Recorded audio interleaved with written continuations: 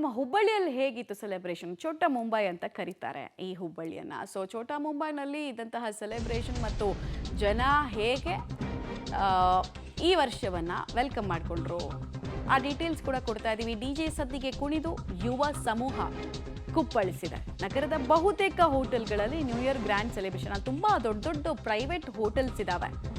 So ಅಲ್ಲೆಲ್ಲ usually ತುಂಬ ಜೋರಾಗೆ organise ಮಾಡ್ತಾರೆ ಪಾರ್ಟಿಗಳನ್ನು ನ್ಯೂ ಇಯರ್ಗೆ ಅಂತಲೇ. ಫ್ಯಾಮ್ಲಿಗೆ ಬೇಕಂದ್ರೂ ಅಷ್ಟೇ ಪ್ರಿಯಾರ್ ಬುಕ್ಕಿಂಗ್ ಎಲ್ಲ ಮಾಡ್ಕೊಂಡ್ಬಿಟ್ರೆ ತುಂಬ ರಿಚ್ ಆಗಿ ವಾತಾವರಣ ಅಲ್ಲೂ ಕಂಡು ಬರುತ್ತೆ.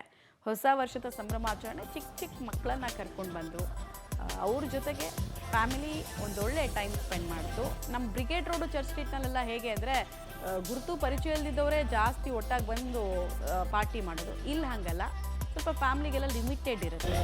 ಫ್ಯಾಮಿಲಿ ಫ್ರೆಂಡ್ಸ್ ಗ್ರೂಪಿಗೆ ಸೀಮಿತವಾಗಿತ್ತು ಇಲ್ಲಿಯ ಆಚರಣೆ.